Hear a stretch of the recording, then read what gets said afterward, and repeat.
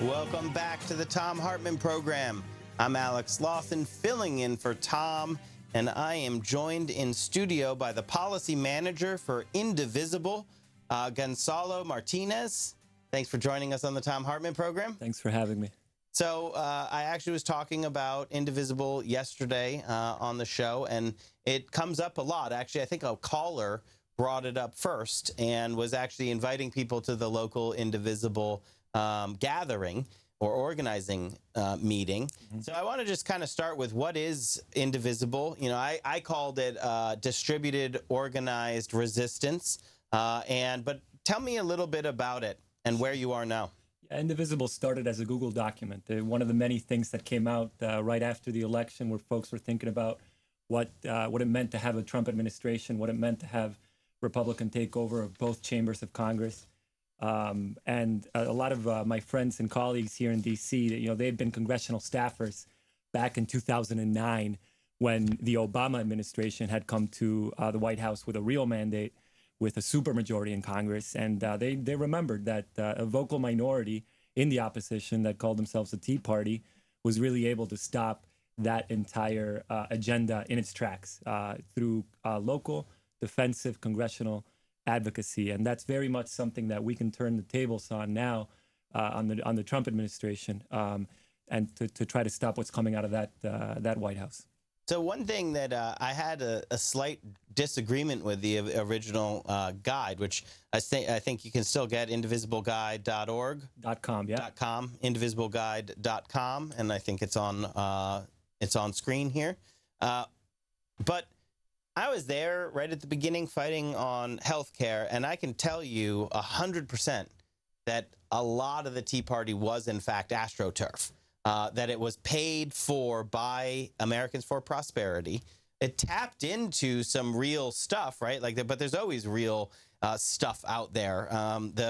The Republicans who just lost, and they started losing in 6, and, you know, it kept going. But when you went to the events on the mall, there were, which I did, so I'm going to not say when you did. I went to the events on the mall. I have video of it.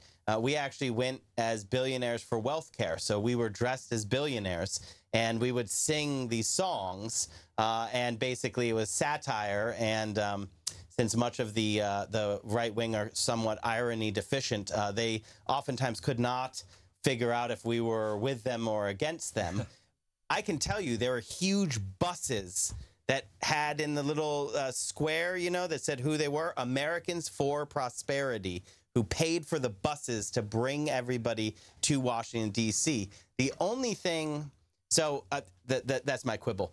But what they did also, I completely recognize. So it's not that Indivisible is copying the Tea Party at all. It's actually that the Tea Party is copying the organized resistance of previous generations, right? The Saul Alinsky tactics of people power organized resistance. And they actually did a really good job of putting a grassroots sheen on a money power effort. So the big difference is that I've seen Indivisible all over the country, and there's not a single bus that has one of those things that says sponsored by this billionaire bringing people to the town hall. Yeah, I think folks would like to believe in the White House that they are somehow paid protesters. We heard Sean Spicer throw that out there. And that would be news to the thousands of people that are waking up early in the morning, finding out where the next town hall is going to be, lining up to ask their question. You know, these are folks that are taking time off of work to do that. And that's a very scary prospect for folks that want to ram through unpopular legislation, because folks are watching now. Yeah, and, you know, that's what I've been saying. Like, they like to say paid protesters are out of state, and I'm like, they should be way more scared than they are of that, because the truth is, there is not a single paid protester. These are folks showing up, raising their voices. My favorite one, and this is, I'd love to get into this, like, how does the information disseminate? And because, you know, movements are really fascinating, and they have their own sort of life to them. But the holding up the licenses at the town halls. I don't know if you saw, that was right? Like, so, oh, these are out-of-state people, bust in out-of-state people. And then the next thing you saw on the news, you had whole town halls of people holding up their licenses, being like, no, I live right here. That was a brilliant sort of reaction. And that's that kind of nimbleness that you don't see in anything that is actually hierarchical and top down, right? If there were a bag of money at the top that was trying to like coordinate all this stuff, you couldn't see that nimbleness. And that is what happens when you have a true distributed bottom up sort of organizing model. Yeah, at the end of the day, constituents around the country want to have an eye-to-eye conversation with their members of Congress. And there might be a lot of antics, you know, and debate happening about what that means nationally.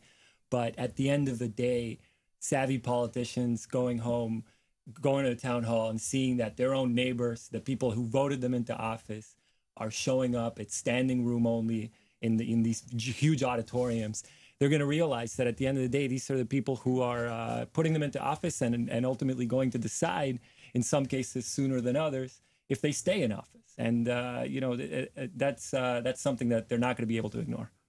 So I want to take some callers about how they can get involved in Indivisible. But the power of these town halls, we saw with the failure of Trump Care. People want to say it's all the Freedom Caucus, but really it was making it unwhippable by having opposition on both ends of the caucus, so you couldn't whip one way or the other. You want to take some calls from the callers? Let's do it. Let's do this. We're going to go right to... all right. My computer was being a little sticky there. We're going to go right to Van in Ohio. Van, you're on the air. Oh, God, I knew it. God, I'm really, really nervous. Don't be nervous. You're here with your friends. Yes, you are. I've been, I put my TV on pause, so I know about Indivisible. But what I really wanted to say, which is just something really quick. The Republicans always talk about, you know, they're doing, you know, whatever they're doing for the people. And the thing about it is that they really are. But the people they're talking about are the corporations. Because Citizens United declared corporations people. So when they say what they're saying, they're really saying the truth as far as they're concerned. So they're not really talking about human people. They're talking about corporations. So that's all I really want to get out there to people, that when they hear Republicans say that, that is what they're talking about. They're not lying about saying they're for the people, but it's the corporation people. Van, thank you so much for your call. I agree. I agree that they, you know, they lie all the time. In this case, they actually just mean, you know, they're for the people, i.e. their paymasters, i.e. the corporate executives, the billionaires on Wall Street, and in the corporate boardrooms. Those are the people that the Republicans represent. Yeah, and the latest step that they're really taking in that direction is happening, unfortunately, today and tomorrow with the confirmation of Neil Gorsuch to the Supreme Court. Now, there's somebody that in his entire career has consistently sided with corporations over the interests of average Americans, to the degree of saying that a corporation should go ahead and fire a trucker who was essentially freezing on the side of a road for keeping himself safe. So keeping himself alive. Yeah. So, it goes to show the extremes to which some folks have gone to get the endorsement of groups like the Heritage Foundation.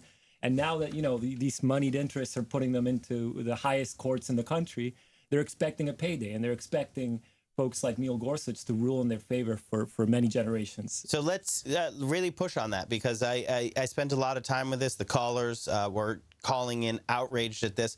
I have four, and there's many more, but at least four reasons why filibustering him is the bare minimum.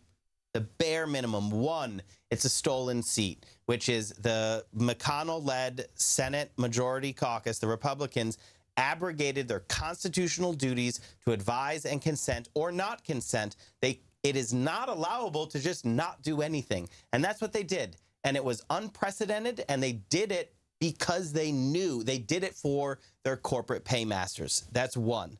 Two, the man's an ideological extremist. He is to the right of Scalia. He is not at all in step with mainstream America in that he has sided with corporations 100% of the time.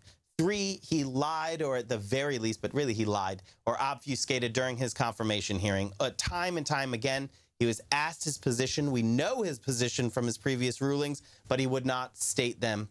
But I think to what you just brought up, and to me, I think it is the most important. 4 is the $17 million that were spent just to put him into this seat.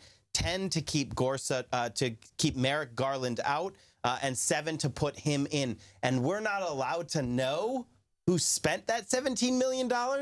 And we're not allowed to know when they will have business in front of the Supreme Court that Gorsuch is going to rule on. That is complete corruption. Here's what we do know about that influx of money is that they didn't do it because Neil Gorsuch is a nice guy. Yeah, exactly. Or he's got good credentials, or all of this, these little talking points that Republicans want to keep in the news.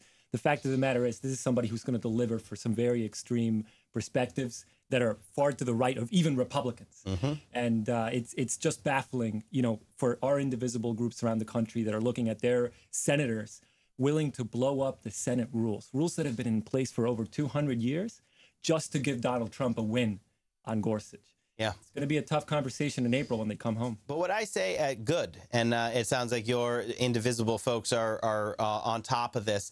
I think the key here that the corporate media have already started their lies to make it so the Republicans, if they do away with the filibuster, it's the Republicans who will do away with the filibuster. The Republicans will do away with the filibuster to put Gorsuch on the court. But it'll be at McConnell. McConnell has that choice. Yeah. The fever could break, and what he would do is he would pull the nomination, and he would nominate, and he would go work with the Democrats, and Donald Trump could nominate somebody who they could get through the Senate, right? I mean, it's not the rules that need to change, it's the nominee that needs to change. If this were politics as usual, they would go back to the drawing board. But, with this administration, so many questions surrounding the ties that they have to Russia and some of the potential conflicts of interest that put them into power in the first place, they think, yikes, if we wait another month, this might not be a White House that's appointing judges to any court.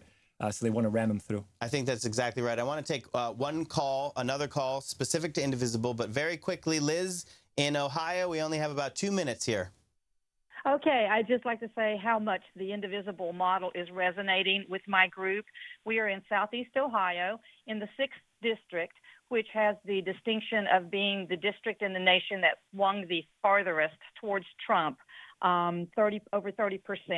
So we are in the toughest district in the nation, if you want to look at it that way. However, this model is exciting people. My husband and I had our first meeting in our living room with 20 people. We had our meeting last night. We've got close to 75 people involved with our group in just 2 short months. So it's a great model. We're so thankful for it. We have from coal miners to university professors to nurses to doctors. We've visited our Congress people. We've started a report card system where we grade them and take report cards. They dread seeing us come in with all these Fs on their report cards. But I just wanted to say thank you so much for giving us something to hang our hat on.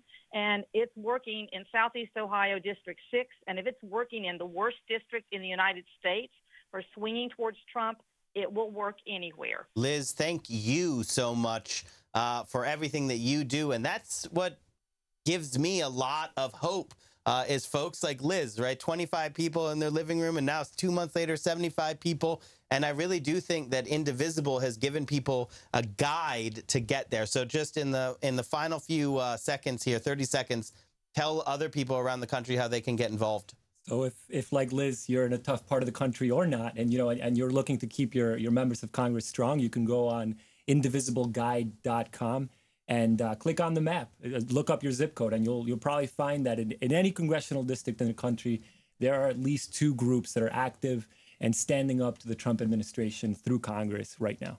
So get involved. As Thom says, democracy is not a spectator sport. Go to indivisibleguide.com. Find your local Indivisible group. If there isn't one, start one. But the most radical act that you can take is to get organized, to stand shoulder to shoulder with your neighbors and raise your voices together. And when we do that, we cannot be ignored. You're listening to the Thom Hartmann Program. I'm Alex Lawson, and we'll be right back after this quick break.